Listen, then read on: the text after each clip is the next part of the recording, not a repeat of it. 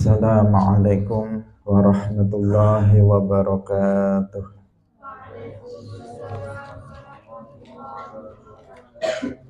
Alhamdulillahi rabbil alamin. Lahul ni'matu wa lahul fadlu wa lahul thana'ul hasan. Wa salawatullahi al-barrir rahim wal malaikatil muqarrabin ala sayyidina wa maulana Muhammadin wa ala alihi wa ashabihi at-tayyibin at-tahirin. Allahumma la sahla illa ma ja'altahu sahla wa anta taj'alul hazna idza syi'ta sahla. Allahumma arzuqna al-ikhlasa fin niyyati wal qawli wal amal wa ba'du. Ila Nabiyil Mustafa sallallahu alaihi wasallam wa ikhwanihi minal anbiya'i wal mursalin wa syuhada'i was salihin, khususan ila sultanil awliya Syekh Abdul Qadir al-Jilani wa Syekh Ahmad Ar-Rifa'i wa Syekh Bahaidin An-Naqsyabandi wa Syekh Abdullah al-Harari wa ila arwahi muassisi jam'iyyati Nahdlatul Ulama Syekh Muhammad Hashim Ash'ari wa Syekh Bisri Sansuri wa Syekh Abdul Wahhab Hasbuh wa ila arwahi jami'i ahli al-qubur minal muslimin wal muslimat. Al-Fatihah. A'udzu billahi minasy syaithanir rajim. Bismillahirrahmanirrahim. Alhamdulillahi rabbil alamin. Ar-Rahmanir Rahim. Maliki yaumiddin. Iyyaka na'budu wa iyyaka nasta'in. Ihdinas siratal mustaqim. Siratal ladzina an'amta 'alaihim ghairil maghdubi 'alaihim waladdallin. Amin. Hadirin hadirat kaum muslimin muslimat, pemirsa Madu TV rahimakumullah. Alhamdulillah, mari kita bersyukur kepada Allah Subhanahu wa taala. Pagi hari ini Allah Subhanahu wa taala kembali mempertemukan kita dalam sebuah majelis yang menjadi salah satu taman dari taman-taman surga, yaitu majelis ilmu. Semoga Allah Subhanahu wa taala memberikan keikhlasan hati kita untuk melakukannya, sehingga Allah membalas apa yang kita lakukan dengan pahala yang sempurna nanti fi yaumil qiyamah. Amin ya rabbal alamin. Salawat dan salam semoga tetap terlimpahkan kepada makhluk yang paling mulia, Nabi kita Nabi Muhammad sallallahu alaihi wasallam, para sahabatnya, keluarganya, serta seluruh umat Islam yang mengikuti beliau ila yaumil qiyamah. Hadirin rahimakumullah, mari kita memulai pengajian kita pagi hari ini dengan tidak lupa kita mari mengikhlaskan niat kita masing-masing. Kita hadir di sini murni semata-mata karena Allah, mencari ridha Allah Subhanahu wa taala. Radha'uhu. Qala al-muallif rahimahullahu taala, radha'uhu utawi iki iku nerangaken sesusunane Kanjeng Nabi Muhammad sallallahu alaihi wasallam. Wa arda'athu, lan wis nyusoni ing Kanjeng Nabi sallallahu alaihi wasallam sapa Thuwaibah, rupane jariyatu Abi Lahabin, budake Abi Lahab. Wa arda'at lan nyusoni ma'ahu sapa Thuwaibah ma'ahu sartane Kanjeng Nabi Muhammad sallallahu alaihi wasallam Hamzata ing Hamzah ibn Abdul Muttalib, rupane anak lanange Abdul Muttalib. Wa Aba Salamah lan ing Aba Salamah rupane Abdullah ibn Abdul Asadil Makhzumi. Arda'athum wasnyusani sapa Thuwaibah ing Rasulillah wa Hamzah wa Aba Salamah bila bani beniha lawan susu anak lanange Thuwaibah rupane Masruhin Masruh. Wa arda'athu lan wasnyusani ing Kanjeng Nabi Muhammad sapa Halimatu bintu Abi Dzu'aib As-Sa'diyah, Halimah bintu Abi Dzu'aib As-Sa'diyah. Hadirin rahimakumullah. Sekarang kita membahas tentang ibu susuan dari Rasulullah Shallallahu Alaihi Wasallam. Dalam tradisi orang Arab di masa itu, di masa ketika Rasulullah Shallallahu Alaihi Wasallam dilahirkan, adalah bahwa seorang anak itu setelah disusui oleh ibunya sendiri, kemudian disusukan kepada orang lain. Itu adalah tradisi dari orang Arab ketika itu.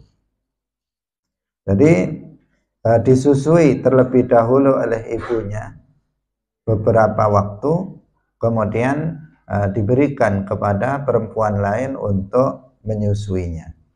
Rasulullah Shallallahu Alaihi Wasallam juga demikian. Setelah beliau dilahirkan oleh ibunya Aminah bintu Wahab, kemudian Aminah menyusui beliau, putranya, tidak selamanya. Setelah itu beliau kemudian disusui oleh Thuwaibah jariyatu Abi Lahab. Thuwaibah jariyatu Abi Lahab. Thuwaibah, yang mana Thuwaibah ini adalah dulunya budak perempuan dari Abu Lahab. Yang Thuwaibah ini dimerdekakan oleh Abu Lahab di hari lahirnya Rasulullah Shallallahu Alaihi Wasallam. Jadi karena saking senangnya Abu Lahab atas lahirnya anggota baru, lahirnya Muhammad ketika itu, maka Abu Lahab karena kegembiraannya kemudian memerdekakan Thuwaibah, budak perempuannya. Itu dimerdekakan di hari kelahiran Rasulullah Shallallahu Alaihi Wasallam. Dan Thuwaibah inilah yang menyusui Rasulullah Shallallahu Alaihi Wasallam setelah Aminah bintu Wahab ibunya. Tetapi di sini perlu diwaspadai sebuah pendapat yang tidak sesuai dengan kaidah agama, yang diyakini oleh sebagian orang, yaitu mereka meyakini bahwasanya Abu Lahab itu setiap hari kelahiran Rasulullah Shallallahu Alaihi Wasallam, setiap maulidnya Rasulullah Shallallahu Alaihi Wasallam itu diringankan azabnya. Diringankan azabnya. Ada yang berpendapat seperti ini, dan ini sering disampaikan dalam ceramah-ceramah Maulid Nabi. Mereka mengatakan Jangankan kita, umat Islam. Abu Lahab karena gembira atas lahirnya Rasulullah Shallallahu Alaihi Wasallam saja itu diringankan azabnya karena senang dengan kelahiran Nabi Muhammad Shallallahu Alaihi Wasallam. Apalagi kita yang senang dengan kelahiran Nabi sehingga kita memperingati hari kelahiran Rasulullah Shallallahu Alaihi Wasallam. Mereka mengatakan seperti itu. Nah, pernyataan seperti ini tidaklah benar. Abu Lahab, perlu kita tegaskan, Abu Lahab ini pertama dia orang kafir. Abu Lahab orang kafir dan mati dalam keadaan kafir. Bahwa Abu Lahab itu masuk neraka itu sudah ada nasnya di dalam Al-Quran. Bahwa Abu Lahab itu masuk di dalam neraka itu sudah ada nas dalam Al-Quran. Artinya ada ketetapan secara khusus dalam Al-Quran. Jadi bukan main-main. Ada kepastian, ada ketetapan dari Allah Subhanahu wa Ta'ala bahwa Abu Lahab itu akan masuk ke dalam neraka.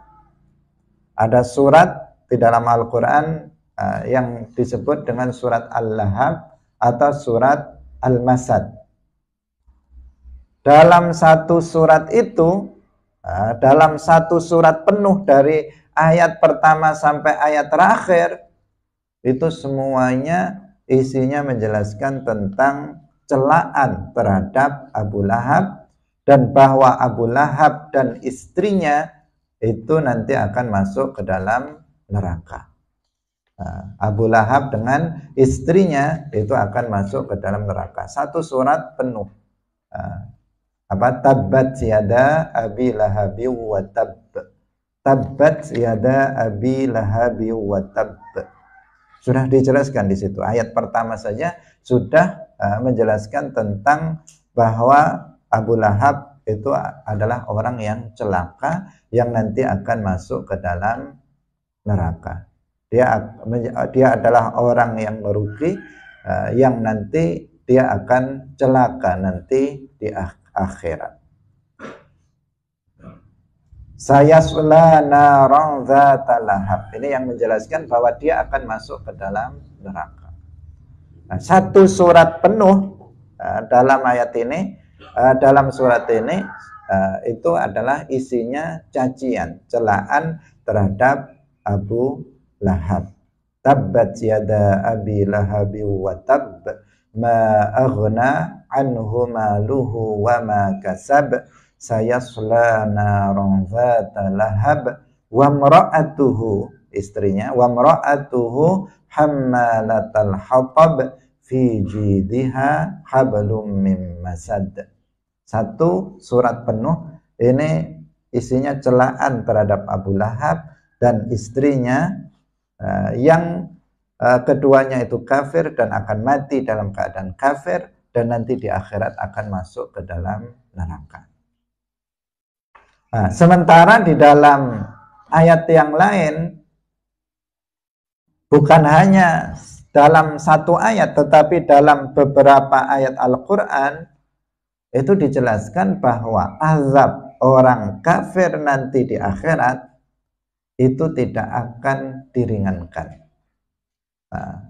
La yukhaffafu anhumul azab, tidak akan diringankan dari orang kafir azab mereka. Allah Subhanahu wa Ta'ala berfirman, wala yukhaffafu anhum min azabiha, dan tidak diringankan dari mereka orang-orang kafir dari azabnya. Artinya sudah fix bahwa orang kafir di akhirat tidak akan diringankan azabnya. Bisa difahami? Maka jika ada yang mengatakan Abu Lahab setiap maulid Nabi itu diringankan azabnya nanti di akhirat, maka ini sesuatu hal yang sesuatu hal yang tidak benar karena bertentangan dengan nas Al-Quran. Yang pertama, surat Al-Lahab, surat Al-Masad yang semuanya menunjukkan bahwa Abu Lahab akan masuk neraka. Yang kedua, ayat yang lain yang menjelaskan bahwa orang kafir itu tidak akan diringankan azabnya nanti di akhirat. Di dalam neraka azabnya tidak akan diringankan. Hadirin rahimakumullah, apabila seseorang mengatakan bahwa diringankannya azabnya Abu Lahab, diringankannya itu nanti di akhirat, maka itu sudah jelas bertentangan dengan nas Al-Quran. Tapi kalau ada seseorang mengatakan Abu Lahab itu diringankan azabnya, yaitu ketika di alam kubur. Di kubur, itu azab kubur yang diringankan di saat Maulid Nabi untuk Abu Lahab, maka di sini tidak dikafirkan dia, tetapi keyakinan seperti itu juga keyakinan yang menyimpang, keyakinan yang tidak benar. Jadi Abu Lahab tidak diringankan azabnya baik di alam kubur maupun di akhirat. Ini yang penting untuk kita perhatikan. Kemudian dasar, kenapa kita katakan ini tidak benar? Karena dasar dari keyakinan bahwa Abu Lahab itu azabnya diringankan di hari Maulid Nabi, itu dasarnya adalah mimpi. Mimpi dari Al-Abbas, paman Rasulullah Shallallahu Alaihi Wasallam. Dan mimpi itu bukan dasar dalam agama. Mimpi itu bukan dalil. Mimpi itu bukan hujjah di dalam agama. Hujjah dalam agama itu apa? Al-Quran dan hadis. Dasar yang mengatakan bahwa Abu Lahab dikurangi atau diringankan azabnya di hari Maulid, itu adalah mimpi dari paman Nabi yang bernama Al-Abbas. Itu pun ketika Al-Abbas belum masuk ke dalam agama Islam. Dalam mimpi itu Al-Abbas ketika Abu Lahab sudah mati, Al-Abbas bertanya, bagaimana keadaanmu wahai Abbas? Dia mengatakan ya keadaan dia sulit kecuali di hari Maulidnya Nabi, di hari kelahiran Nabi yang aku diringankan dari azabku. Atas dasar ini kemudian sebagian orang menggunakan menggunakannya sebagai hujjah bahwasanya Abu Lahab itu diringankan setiap hari Maulidnya Rasulullah Shallallahu Alaihi Wasallam. Dan ini bertentangan dengan nas Al-Quran. Karena itu kita harus mewaspadainya. Kita Ahlus Sunnah wal Jamaah memang kita memperingati Maulid Nabi Muhammad Shallallahu Alaihi Wasallam. Dan kita sudah terangkan kemarin, dia adalah bagian dari bid'ah hasanah. Sesuatu yang baru yang nggak ada tuntunannya dalam Al-Quran dan hadis secara khusus, hanya isyarat-isyarat itu yang ada, tetapi secara khusus nggak ada tuntunannya dalam Al-Quran dan hadis, tetapi memperingati Maulid Nabi sama sekali tidak bertentangan dengan Al-Quran dan hadis, sehingga para ulama mengelompokkannya sebagai bid'atun hasanatun, bid'ah hasanah. Karena bid'ah itu ada dua macam. Ada dua macam. Sebagaimana Nabi sendiri yang membagi bid'ah menjadi dua macam. Rasulullah bersabda, man ahdatsa fi amrina hadza ma laysa minhu fahuwa raddun. Barang siapa yang membuat perkara yang baru dalam agama kita ini, yang dia bukan bagian dari agama, dia bertentangan dengan agama, bahwa raddun ay mardudun, maka sesuatu baru yang dia buat itu ditolak. Di sini ada qaid, ada batasan dari Nabi bahwa sesuatu yang baru yang dibuat oleh seseorang yang nggak ada tuntunannya dalam Al-Quran dan hadis itu tertolak jika malaisa minhu, yaitu apabila sesuatu yang baru itu tidak sesuai dengan ketentuan agama, nggak sesuai dengan Al-Quran, nggak sesuai dengan hadis, tidak sesuai dengan syarak, maka dia tertolak. Bagaimana jika sesuatu hal yang dirintis yang baru itu jika sesuai dengan agama, jika dia mahuwa minhu, jika dia merupakan bagian dari agama, jika dia merupakan atau jika dia sesuai dengan Quran dan hadis, maka fahuwa makbulun, itu pemahamannya, fahuwa makbulun, maka bid'ah semacam itu diterima, yang disebut dengan bid'ah hasanah. Sehingga Al-Imam Syafi'i itu membagi bid'ah juga menjadi dua, al-bid'atu bid'atan, kata Al-Imam Syafi'i. Bid'ah itu ada dua macam. Yang ma wafaqa Al-Quran was sunnah wal ijma' fahuwa mahmud. Kalau dia sesuai dengan Al-Quran, sesuai dengan hadis, sesuai dengan ijma', maka dia mahmud, terpuji, hasanah. Tetapi wa ma khalafa Al-Quran wal hadis wal ijma' fahuwa mazmum. Kalau dia bertentangan dengan Al-Quran, bertentangan dengan sunnah, bertentangan dengan ijma', maka dia tercela. Demikian juga seluruh para ulama ahli sunnah wal jamaah membagi bid'ah menjadi dua.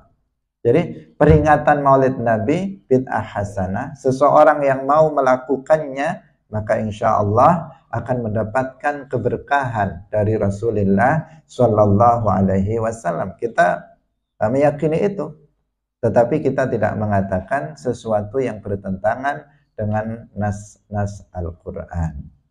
Kita tidak mengatakan bahwa Abu Lahab itu diringankan azabnya di hari kelahirannya Rasulullah Shallallahu Alaihi Wasallam karena Abu Lahab gembira dengan kelahiran Nabi Muhammad Shallallahu Alaihi Wasallam sampai memerdekakan budaknya yang bernama Suwaibah. Hadirin rahimakumullah, Abu Lahab itu bergembira di saat kelahirannya Nabi Muhammad itu bukan gembira karena kelahirannya seorang nabi. Nah, perlu kita pahami, ketika Nabi Muhammad lahir, itu tahu nggak Abu Lahab kalau Muhammad itu akan menjadi nabi? Tidak tahu, Abu Lahab nggak tahu. Maka Abu Lahab itu bergembira sampai memerdekakan budaknya yang bernama Suwaibah. Itu bukan karena beliau gembira karena seorang nabi telah dilahirkan, bukan. Tetapi Abu Lahab itu gembira karena ada anggota baru yang dilahirkan.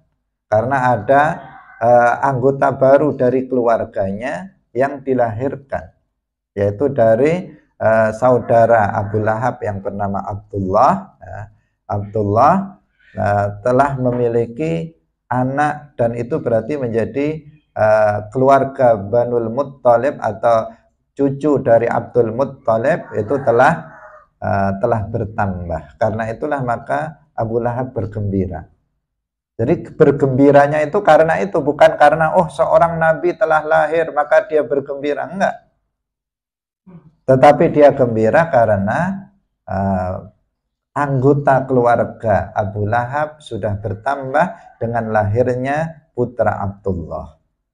Nah, dia bergembira karena itu, bukan bergembira karena kelahirannya seorang nabi. Buktinya apa? Ketika Nabi Muhammad kemudian sudah dewasa dan diangkat menjadi nabi, Abu Lahab menentangnya. Abu Lahab menentangnya. Abu Lahab mencelanya. Abu Lahab tidak mau beriman kepadanya. Itu membuktikan bahwa Abu Lahab gembira bukan karena lahirnya seorang nabi, tetapi Abu Lahab gembira karena bertambahnya anggota keluarganya. Karena itu ya tidak layak dia kemudian dikatakan diringankan azabnya karena gembira itu. Wong dia gembiranya itu bukan karena kelahirannya seorang nabi, tetapi hanya karena urusan duniawi, yaitu bertambahnya anggota keluarga dia. Hadirin rahimakumullah. Nah, ini perlu kita perhatikan. Demikian juga Abu Talib. Abu Talib tidak diringankan azabnya. Abu Talib paman Nabi yang mati dalam keadaan masih kafir. Banyak jasa Abu Talib. Karena Abu Talib lah yang telah mendidik dan membesarkan Rasulullah Shallallahu Alaihi Wasallam sejak ditinggal mati oleh kakeknya. Umur berapa? Kemarin umur 8 tahun kakeknya meninggal dunia. Yang membesarkannya adalah pamannya yang bernama Abu Talib. Sampai menikah umur 25 tahun, Abu Talib yang membesarkannya. Ketika Islam ketika Nabi Muhammad Sallallahu Alaihi Wasallam telah diangkat menjadi seorang nabi, Abu Talib yang mendukung dakwahnya, yang melindungi dakwahnya. Karena Abu Talib tahu bahwa risalah yang dibawa oleh Muhammad adalah kebenaran. Islam itu adalah benar. Abu Talib mengetahui itu, sehingga Abu Talib selalu melindungi Nabi dari ancaman orang-orang kafir. Abu Talib yang selalu mendukung. Sehingga ketika Abu Talib meninggal dunia, kemudian juga istrinya Khadijah wafat, maka tahun itu menjadi Amul Huzn, tahun kesedihan bagi Rasulullah Shallallahu Alaihi Wasallam, karena 2 orang yang mendukung dakwah beliau itu telah wafat. Tetapi Abu Talib tidak pernah mau masuk ke dalam agama Islam. Meskipun dia tahu bahwa Islam itu benar, bahwa Muhammad itu Rasulullah, dia tahu itu, tetapi dia tidak pernah mengucapkannya dengan lisannya. Dia tidak pernah mengatakan asyhadu an la ilaha illallah wa asyhadu anna Muhammadar Rasulullah. Meskipun jasanya sangat besar terhadap Islam, tetapi dia tidak pernah mengucapkan 2 kalimat syahadat, sehingga hukumnya dia kafir. Sampai diriwayatkan ketika Abu Talib akan meninggal dunia, Nabi datang kepada Abu Talib meminta kepada Abu Talib pamannya agar membisikkan 2 kalimat syahadat di telinga Rasulullah. Apabila Abu Talib itu segan dengan orang-orang pembesar kafir Quraisy lainnya untuk masuk Islam, Nabi meminta agar membisikkan 2 kalimat syahadat di telinga beliau, agar Nabi nanti bisa memintakan ampunan untuk Abu Talib. Karena kalau masih kafir nggak bisa dimintakan ampunan untuknya. Orang kafir Allah tidak mengampuni dosanya. Dalam nas Al-Quran bahwa Allah tidak akan mengampuni dosa orang yang mati kafir. Maka Nabi nggak bisa mendoakan ampunan untuknya apabila dia tidak mau masuk ke dalam agama Islam. Maka Nabi meminta kepada Abu Talib untuk masuk ke dalam agama Islam. Tapi tetap saja Abu Talib bertahan dalam kekufurannya. Dia tidak mau membaca 2 kalimat syahadat sehingga Abu Talib ini mati kafir. Nah, disebutkan bahwa Abu Talib nanti di akhirat itu azabnya tidak seperti azabnya orang kafir lainnya. Nah, tidak seperti azabnya orang kafir pada umumnya. Azabnya Abu Talib itu lebih ringan dibandingkan dengan azab orang kafir lainnya.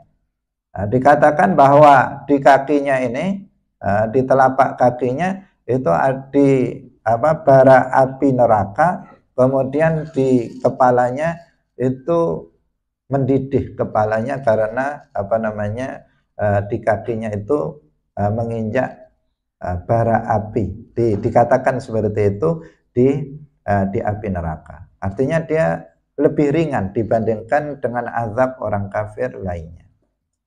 Tetapi tidak dikatakan tidak dikatakan bahwa Abu Thalib azabnya diringankan. Tidak dikatakan bahwa azabnya Abu Thalib itu diringankan. Kenapa? Ya karena dalil tadi, nas Al-Quran, bahwa orang kafir di dalam neraka azabnya tidak diringankan. Wala yukhaffafu anhum min azabiha.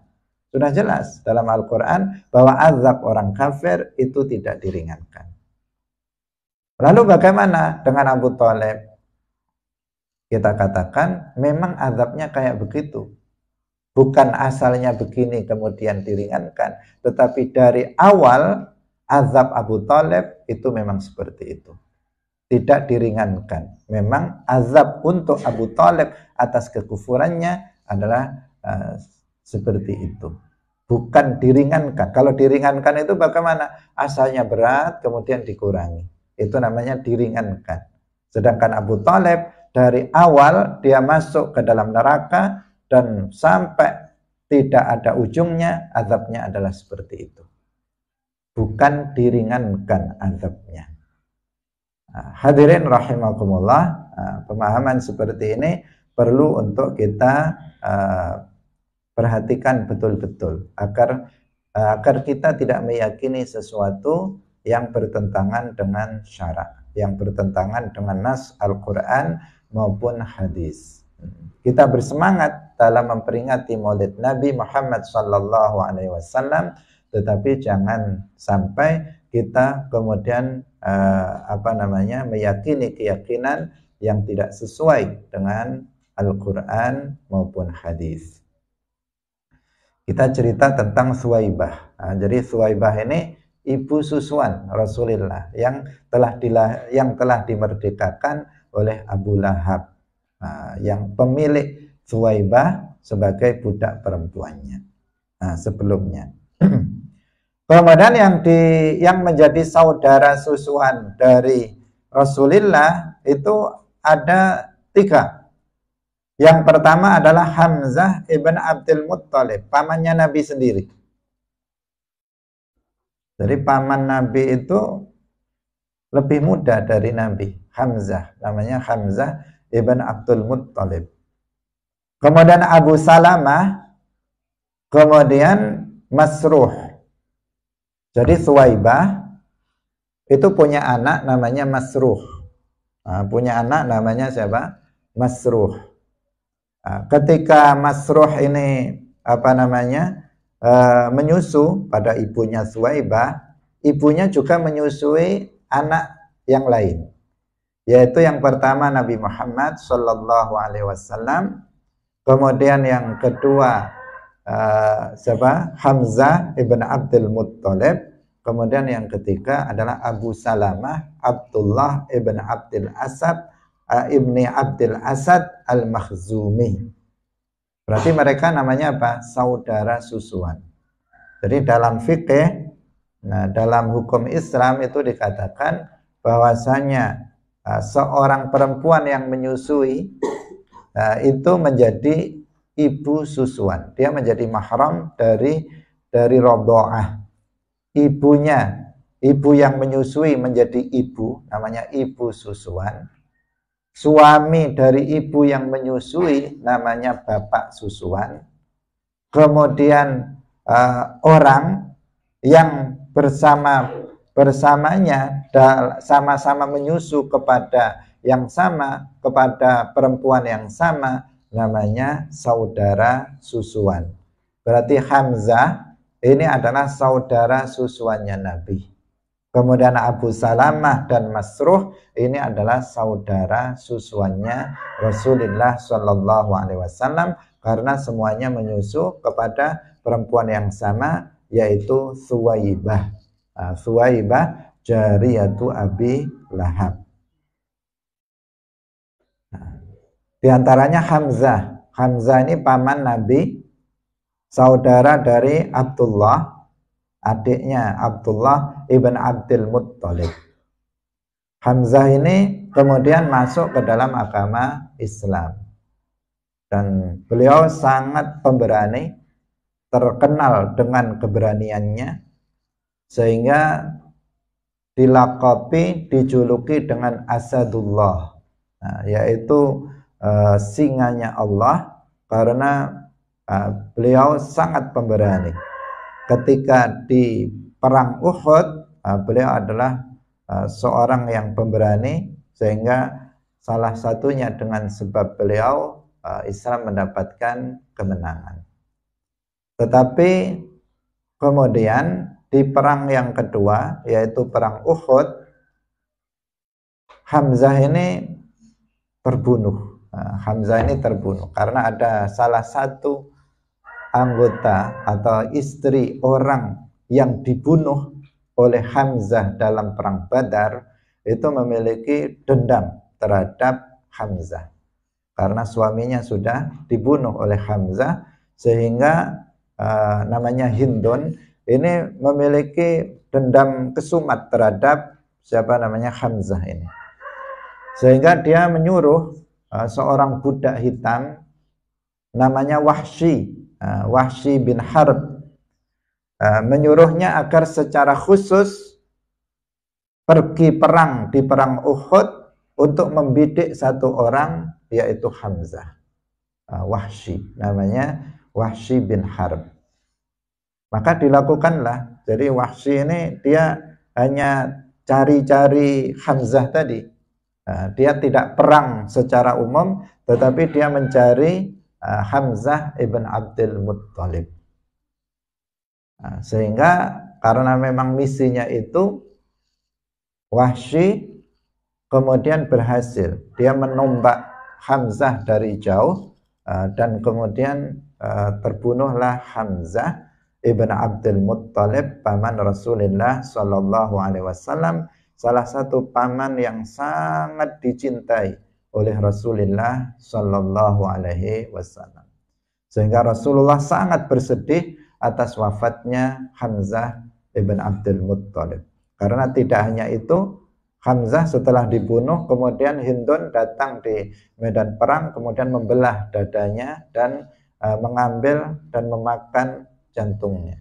Ini kejadian di perang Uhud. Tetapi yang perlu kita katakan bahwa di perang Uhud Rasulullah tidak kalah, ya, seperti yang dikatakan oleh sebagian orang. Rasulullah tidak pernah kalah dalam peperangan. Dalam semua peperangan yang diikuti Rasulullah, umat Islam selalu menang. Nggak pernah kalah satu kali pun, termasuk dalam perang Uhud. Yang terjadi dalam perang Uhud adalah bahwa umat Islam banyak sekali korban yang meninggal dunia akibat dari keteledoran sebagian umat Islam yang tidak mau taat terhadap Rasulullah Sallallahu Alaihi Wasallam. Ada sebagian tentara umat Islam yang diperintahkan oleh Nabi yang berada di gunung, pasukan pemanah, tidak boleh oleh Nabi untuk turun. Sebelum ada perintah dari Nabi nggak boleh turun.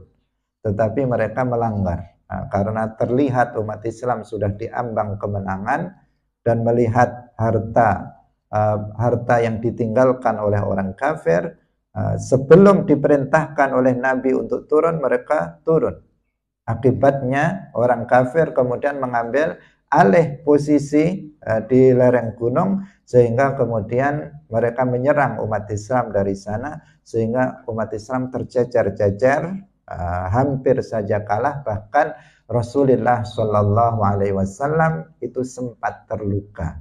Tetapi pada akhirnya umat Islam yang mendapatkan kemenangan, bukan orang kafir. Hanya saja korban meninggal para syuhada dalam perang Uhud itu jumlahnya sangat banyak dari kalangan umat Islam. Di antara yang terbunuh saat itu adalah paman Nabi yang bernama Hamzah ibn Abdul Muttalib. Beliau juga menjadi saudara susuan dari Rasulullah Sallallahu Alaihi Wasallam. Dan Hamzah ini yang disebut dengan Sayyidus Syuhada. Sayyidus Syuhada, yaitu pemimpinnya orang-orang yang mati syahid nanti pada hari kiamat. Dia Sayyidus Syuhada. Sekarang makamnya diziarahi. Kalau kita ke Madinah, maka kita biasanya diajak untuk berkunjung ke Gunung Uhud, yang di sana dimakamkan para syuhada Uhud, orang-orang yang mati dalam peperangan Uhud dimakamkan dalam satu tempat di Uhud. Salah satunya di sana ada makam Hamzah ibn Abdul Muttalib yang diziarahi, yang mubarak. Makamnya itu penuh dengan keberkahan. Apabila kita ke sana dan bertabarruk dengan makam Hamzah, maka insya Allah Allah Subhanahu wa Ta'ala akan mengabulkan hajat yang kita inginkan. Hadirin rahimakumullah. Jadi ini siapa? Hamzah ibn Abdul Muttalib. Tentang profil beliau. Beliau adalah paman Nabi sekaligus saudara. Jadi pamannya Nabi karena beliau adik dari ayahnya Abdullah. Kemudian di satu sisi Hamzah ini juga saudara susuan karena sama-sama menyusu pada perempuan yang sama, yaitu Thuwaibah. Nah, selain Masruh, kalau Masruh itu memang anaknya siapa? Anaknya Thuwaibah. Ini Masruh, anaknya Thuwaibah. Di samping itu kemudian ada tiga orang yang disusui oleh Thuwaibah yang menjadi saudara susuannya Rasulullah Shallallahu Alaihi Wasallam. Hadirin rahimakumullah. Kemudian wa arda'athu Halimatu bintu Abi Dhu'aib As-Sa'diyah, yang terkenal dengan sebutan siapa? Halimatus Sa'diyah, ibu susuan Nabi yang kedua, dan ini dalam jangka waktu yang agak lama, yaitu Halimah bintu Abi Dhu'aib As-Sa'diyah, yang terkenal dengan sebutan Halimatus Sa'diyah. Halimatus Sa'diyah itu berasal dari Hudaybiyah, sebuah daerah pedalaman di Arab, daerah pedalaman di Arab, istri dari Al-Haris ibn Abdul Uzza As-Sa'di. Ini suaminya. Kebiasaan, ini tradisi orang Arab, ketika itu orang-orang dari pelosok daerah datang ke kota, datang ke Makkah untuk mencari anak susuan, karena dengan seperti itu mereka bisa mendapatkan kebaikan dari orang tuanya. Mereka mendapatkan imbalan dari orang tuanya. Nah, ketika itu Nabi Muhammad SAW yang masih kecil, masih bayi balita, beliau kondisinya sudah ditinggal ayahnya, artinya beliau yatim. Kalau yatim, maka sedikit orang yang ketika itu mau untuk menyusuinya, karena sudah nggak ada bapaknya. Nanti siapa yang akan ngasih imbalan sebagai ibu susuan dari anak itu? Sehingga kemudian ketika itu dengan kehendak Allah Subhanahu wa Ta'ala, dan ini adalah keberkahan untuk Halimatus Sa'diyah. Banyak cerita tentang masalah ini, tentang bagaimana kemudian Halimatus Sa'diyah yang mendapatkan rizki berkah untuk bisa menyusui Nabi Muhammad Sallallahu Alaihi Wasallam. Karena ketika itu orang yang dicari itu anak yang bukan anak yatim, tetapi Nabi Muhammad itu anak yatim. Maka yang dicari para ibu dari pelosok pedalaman itu adalah anak-anak yang orang tuanya masih ada, bapaknya masih ada, sehingga mereka mendapatkan imbalan dari apa yang mereka lakukan untuk anak mereka, menyusui anak mereka. Termasuk Halimatus Sa'diyah, yang dicari awalnya kan anak yang masih memiliki ayah. Tetapi kemudian beliau dikehendaki sebagai orang yang beruntung, sehingga beliau bisa menyusui Nabi Muhammad Sallallahu Alaihi Wasallam. Karena ketika Nabi Muhammad kemudian hidup bersama Halimatus Sa'diyah dan keluarganya, maka apa yang terjadi? Perubahan yang luar biasa dalam kehidupan Halimatus Sa'diyah. Rizki Halimatus Sa'diyah dan keluarganya itu luar biasa, sangat lancar dan sangat luas, diluaskan rizkinya oleh Allah Subhanahu wa taala karena barokah Nabi Muhammad yang hidup di keluarga mereka. Nah, sampai beberapa tahun Rasulullah Shallallahu Alaihi Wasallam disusui oleh Halimatus Sa'diyah dan membawa keberkahan yang luar biasa untuk keluarga Halimatus Sa'diyah. Sampai terjadi suatu peristiwa. Sampai terjadi suatu peristiwa ketika Nabi Muhammad kecil, beliau sedang di luar rumah, ada malaikat Jibril yang datang. Ada malaikat Jibril yang datang, kemudian membawa Nabi Muhammad kecil dan membelah dadanya dan mengambil hatinya untuk kemudian dibersihkan dari kotoran yang dimungkinkan dari situ seseorang melakukan keburukan, sehingga dibersihkan oleh malaikat Jibril alaihissalam. Di situ kemudian diceritakan kepada Halimah Sa'diyah tentang peristiwa yang terjadi tersebut, sehingga Halimah menjadi khawatir. Halimah menjadi takut, khawatir terhadap Nabi Muhammad Shallallahu Alaihi Wasallam, sehingga kemudian dikembalikan Nabi Muhammad kepada keluarganya, kepada ibunya, yang kemudian ibunya meninggal, kemudian diasuh oleh kakeknya Abdul Muttalib, kemudian setelah meninggal kemudian diasuh oleh Abu Thalib. Nah, ini cerita secara global tentang peristiwa disusuinya Nabi Muhammad Shallallahu Alaihi Wasallam oleh Halimatus Sa'diyah. Suwaibah, menurut ada khilaf tentang apakah kemudian Suwaibah masuk Islam. Sebagian ulama mengatakan Suwaibah kemudian masuk ke dalam agama Islam. Halimatus Sa'diyah juga masuk ke dalam agama Islam. Ketika Nabi Muhammad diangkat menjadi nabi, Halimatus Sa'diyah sangat dimuliakan oleh Rasulullah Shallallahu Alaihi Wasallam sebagai putra susuan dari Halimatus Sa'diyah.